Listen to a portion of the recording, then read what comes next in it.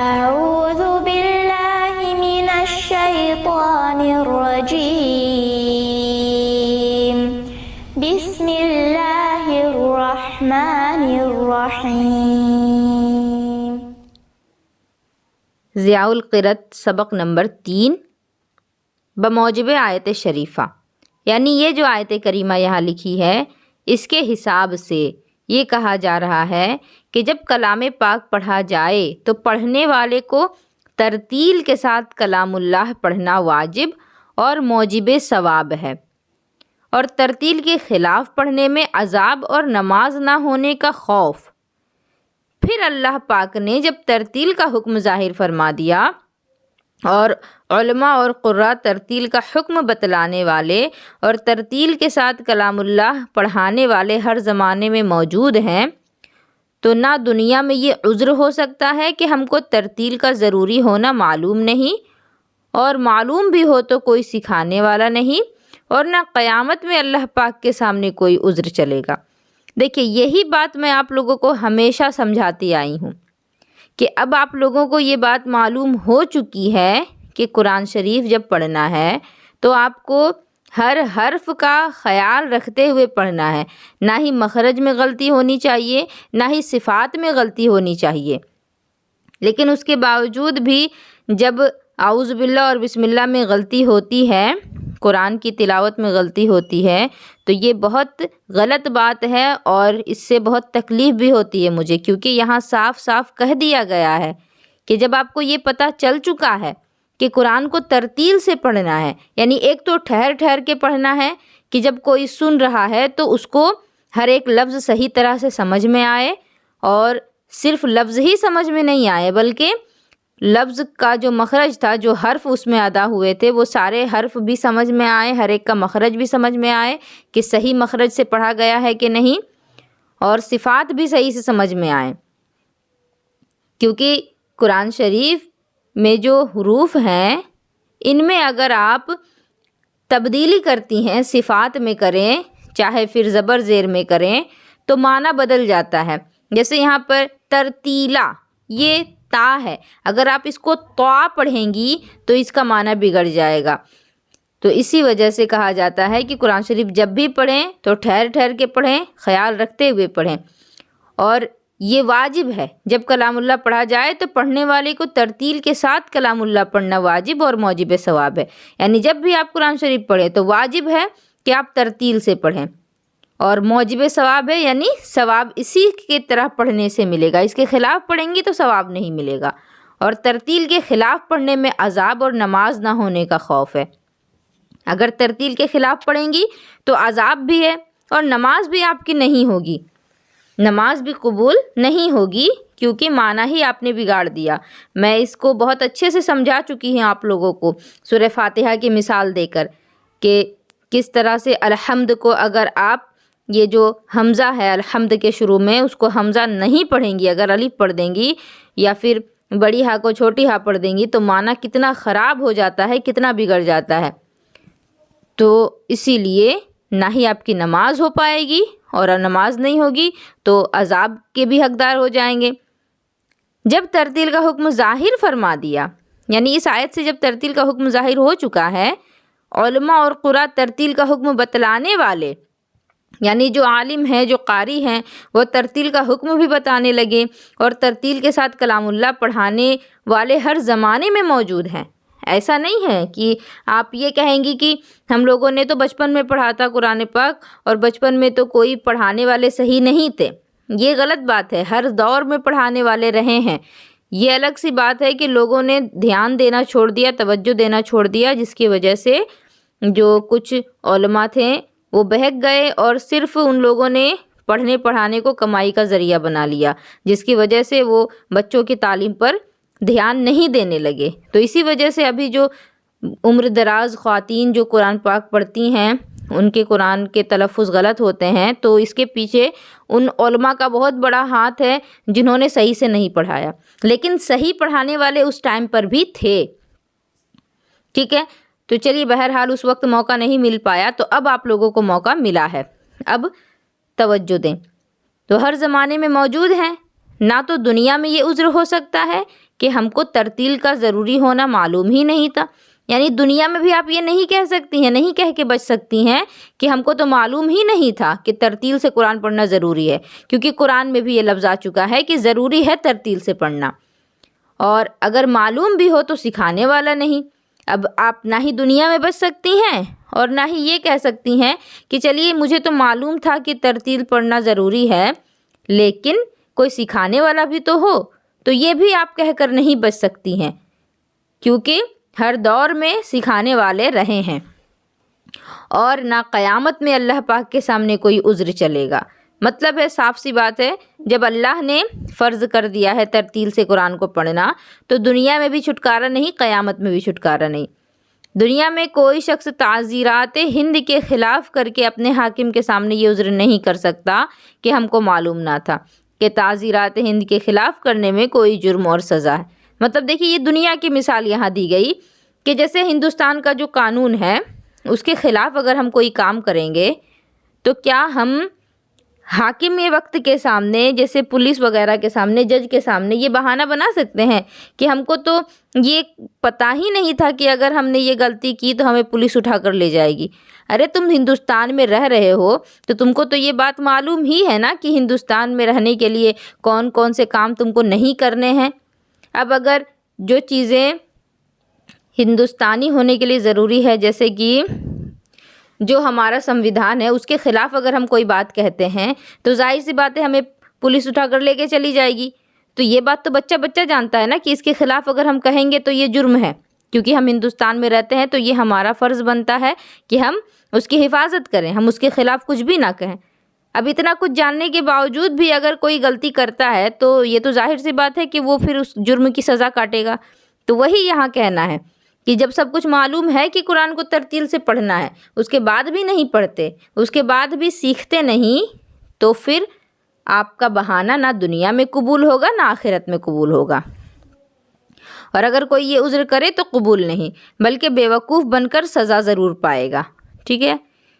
بس چونکہ کم سے کم نماز میں کلام اللہ پڑھنا ضروری، اور کلام اللہ ترتیل کے ساتھ پڑھنا ضروری، اور ترتیل بلا سیکھے دشوار۔ یعنی اب دیکھیے اگر کوئی قرآن کی تلاوت نہیں کر رہا، جیسا آج تو بہت پایا جاتا ہے، آج کے زمانے میں تو قرآن مجید کو صرف خوبصورتی کے لیے سجا کر رکھ دیا گیا ہے، تو چلیے اگر نہیں پڑھ رہا تو نماز میں تو پڑھنا ہی ہے نا، نماز تو بغیر اس کے نہیں ہے، نماز میں کلام اللہ پڑھنا ضروری ہے،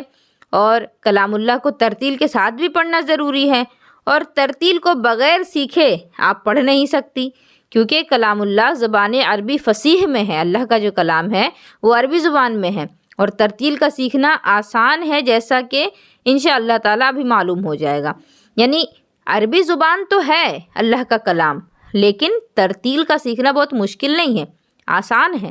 لہٰذا ترتیل کا سیکھنا ہر مسلمان پر ضروری ہے۔ اور سیکھنے کا طریقہ یہ ہے کہ جب استاد کامل پڑھ کر سنائے تو غور سے سنیں، پھر خود استاد کو سنا دیں تو اس کی کوشش کرے کہ جس طرح سنا ہے اسی طرح پڑھیں، اور حرفوں کو ادا کریں، جو غلطیاں استاد بتلاوے ان کے صحیح کرنے کی زیادہ کوشش کر کے مشق کریں، تاکہ پھر کبھی غلطی نہ ہو۔ اس طرح انشاءاللہ بہت جلد ترتیل آ جائے گی۔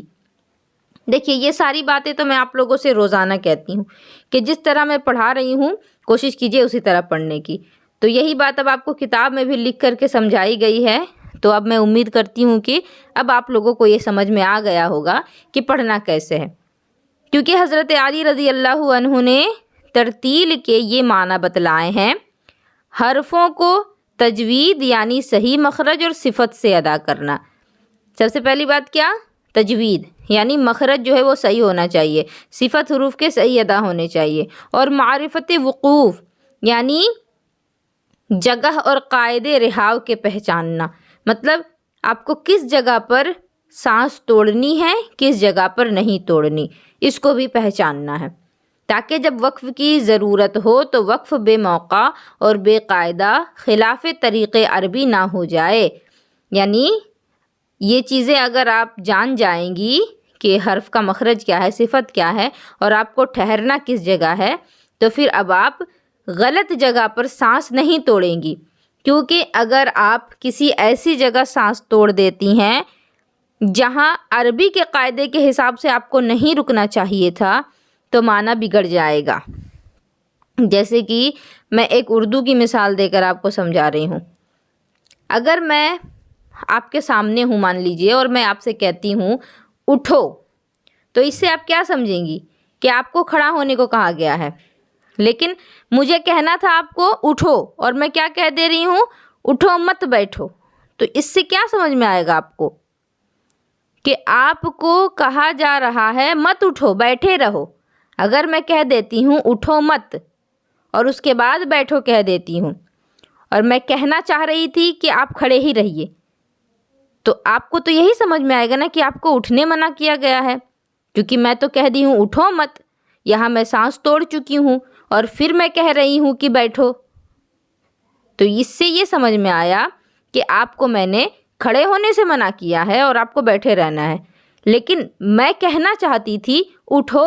مت بیٹھو، یعنی کھڑے رہو بیٹھو نہیں۔ تو صرف ایک جگہ ٹھہر جانے کی وجہ سے یہ پورا معاملہ جو ہے یہ گڑبڑا جا رہا ہے، غلط ہو جا رہا ہے۔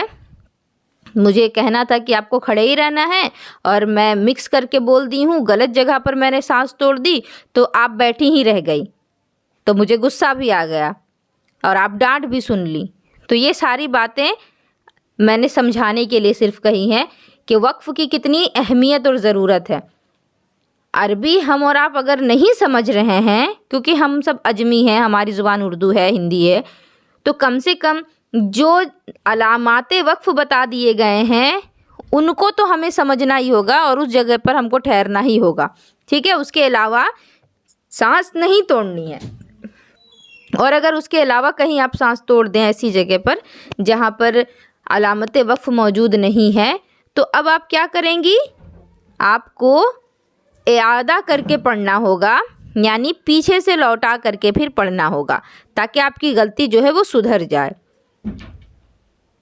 اب دیکھیے،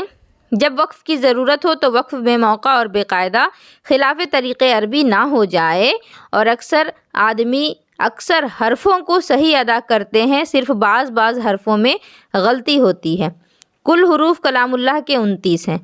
یعنی ٹوٹل حروف تو 29 ہی ہیں نا، الف سے یا تک۔ مخرج کے بیان میں یہ سب آپ کو معلوم ہو جائے گا۔ اگر 4، 5 یا 10، 11 حرف کی غلطی ہو تو تھوڑی دیر میں اس کو کسی استاد کامل سے صحیح کر کے 2-4 روز مشق کر کے پختہ کر لینا، پھر غلطی نہ ہو۔ یہ چیزیں جو ہے یہ صرف سمجھانے کے لیے، ٹھیک ہے؟ اس کو میں بس ایک سرسری طور پر پڑھ دیتی ہوں۔ اگر بالفرض کسی سے سب حروف 29 صحیح نہ ادا ہوتے ہوں تب بھی 2-4 حرف روزانہ صحیح کر کے ہفتہ 2 ہفتہ میں کل حروف صحیح کر کے چند روز مشق کر لینا۔ اب یہ کیا کہا جا رہا ہے؟ آپ میں سے کچھ حروف جو ہیں وہ ادا کرنا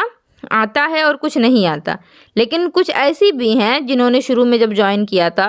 تو ایک بھی حرف ادا کرنا نہیں آ رہا تھا،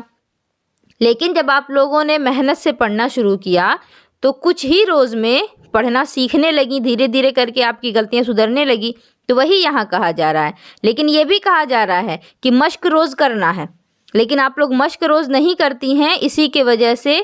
غلطیاں ہوتی ہیں ابھی تک۔ اگر روزانہ مشق صحیح ڈھنگ سے کریں گی، میں جیسا پڑھاتی ہوں اس طرح سے، تو مجال ہے کہ آپ کی غلطی نکل جائے۔ تو مشق سب سے ضروری چیز ہے، ٹھیک ہے؟ یہ سب وہی بتایا گیا، صرف رہا لہجہ عربی سو یہ تجوید و قرأت میں داخل نہیں۔ البتہ عربی لہجے سے کلام اللہ پڑھنا مستحسن اور بہت اچھا ہے، اگر نہ ہو سکے تو یہ اس قدر ضروری بھی نہیں۔ اگرچہ بلا استاد کامل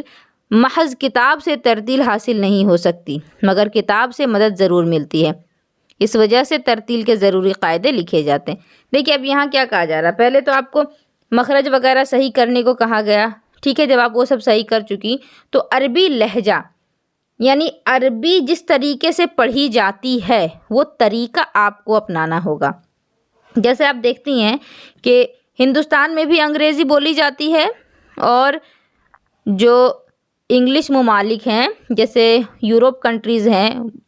لندن ہو گیا، جیسے کہ امریکہ ہو گیا اور یونائٹڈ کنگڈم ہو گیا، ان علاقوں میں جو انگلش بولی جاتی ہے وہ تھوڑی الگ طرح سننے میں لگتی ہے۔ تو انگلش تو وہ بھی کہہ رہے ہیں، انگلش ہم بھی کہہ رہے ہیں، لیکن بولنے میں جو فرق ہے، جو لہجہ ہے، تو اس لہجے سے تو ہم اور آپ نہیں نا انگلش بول پائیں گے۔ تو وہی عربی کا بھی ایک لہجہ ہے، عرب کے لوگ جس طرح سے عربی بولتے ہیں، پڑھتے ہیں، اس طرح سے ہم اور آپ تو نہیں پڑھ پائیں گے، تو اس کی ضرورت نہیں ہے۔ اگر آپ اس طریقے سے بھی پڑھ لیتی ہیں تو بہت اچھی بات ہے، لیکن اگر نہیں پڑھ پاتی ہیں تو یہ ضروری نہیں ہے۔ لیکن ضروری کیا ہے؟ آپ کو ترتیل سیکھنا ضروری ہے۔ تو آج بس اتنا ہی رہنے دوں۔ میں بس امید کرتی ہوں کہ آج جو باتیں میں آپ لوگوں کو زبان سے سمجھاتی تھی وہ آج کتاب میں بھی مل گئی ہیں۔ تو امید کرتی ہوں کہ کتاب کی ہی وجہ سے آپ لوگ یہ باتیں سمجھ جائیں اور آئندہ اس میں غلطی نہ ہو، ٹھیک ہے؟ اللہ رب العزت آپ سبھی کے لیے آسانیاں فراہم کرے۔